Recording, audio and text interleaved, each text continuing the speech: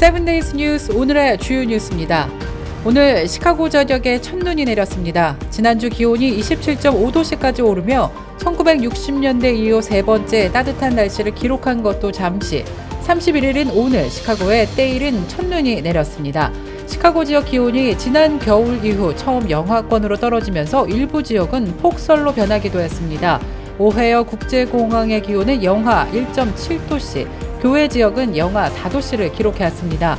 정오를 지나면서 수온지는 영상으로 올라섰지만 강풍의 영향으로 체감기온은 영하 7도씨에 머물렀습니다. 일부 지역에서는 폭설이 내리면서 차량들이 가다서다를 반복하며 때이른 눈 소식에 지역 주민들은 적잖게 당황케 하는 모습을 보이기도 했습니다. 할로윈을 앞둔 지난 주말 사흘간 최소 4명 이상의 사상자를 낸 총격 사건이 13개 도시에서 잇따라 발생했습니다. 지난 27일에서 29일 사이 플로리다주 템파와 인디애나폴리스, 일리노이주 시카고, 텍사스주 텍사케나 등 13곳에서 발생한 총격 사건으로 적어도 12명이 사망하고 79명이 부상당했습니다. 인디애나폴리스 경찰은 지난 29일 새벽 한 할로윈 파티에서 총격이 발생해 1명이 사망하고 9명이 부상당했다고 밝혔습니다. 같은 날 시카고 서부의 한 주택가 할로윈 파티에서 총격 사건이 발생해 15명이 부상당했습니다. 이 사건의 범인은 현장에서 달아났다가 곧 경찰에 체포됐으며 부상자들의 연령은 20에서 40대로 조사되었습니다. 지난 28일 밤 루이지애나주 서부 도시인 레이크 찰스에서도 15세에서 19세 청소년들이 할로윈 파티를 즐기던 도중 총격 사건이 발생해 6명이 부상당했습니다. 같은 날 밤 텍사스주 텍사케나에서도 한 업소에서 열린 파티에서 두 남성이 다투던 도중 총격 사건이 발생해 3명이 사망하고 3명이 부상당했습니다. 시카고 교외 도시의 한 주택에서 팔레스타인 6세 소년을 흉기로 살해하고 소년의 어머니를 다치게 한 혐의로 체포된 70대 남성이 자신은 무죄라고 주장하면서 논란이 일고 있습니다. 71세의 피고인 조지프 추바는 졸리엣의 윌카운티 법원에 출두해 혐의 일체를 부인하며 무죄를 주장한 것으로 조사됐습니다.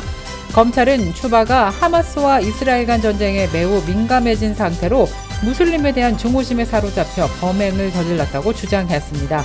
한편 데이비드 칼슨 판사는 다음 재판이 열리는 내년 1월 8일까지 추바를 구금하라고 명령했습니다.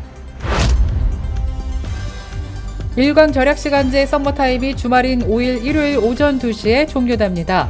5일 새벽 2시가 되면 시계바늘을 1시로 1시간 뒤로 조정하면 됩니다. 미국은 2006년까지 4월 첫 번째 일요일부터 10월 마지막 주 일요일까지 썸머타임을 실시해왔지만 2007년 새로운 에너지 관련법의 시행에 따라 3월 둘째 주 일요일 오전 2시부터 시작해 11월 첫 번째 일요일 오전 2시까지 썸머타임제를 운영하고 있습니다. 썸머타임제는 낮 시간을 활용해 에너지를 절약하고 경제 활동을 촉진한다는 취지에 따라 시행하고 있습니다.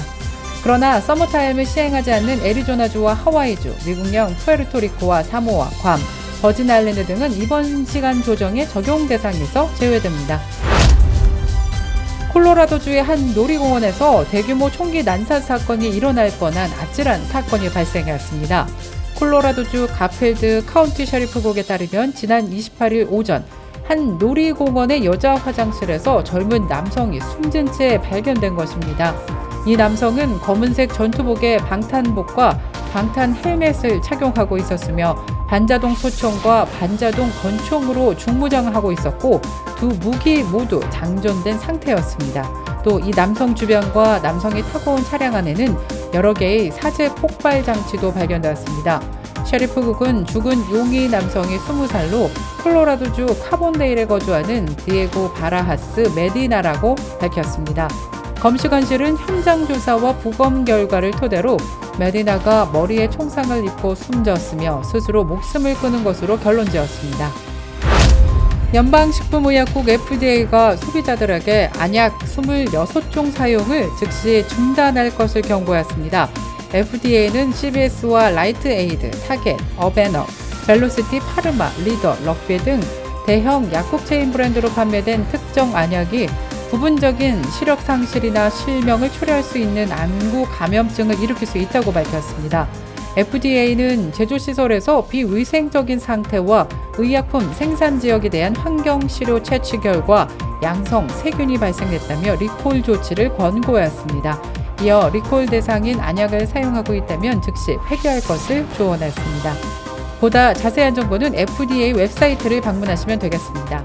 이상 오늘의 주요 뉴스입니다.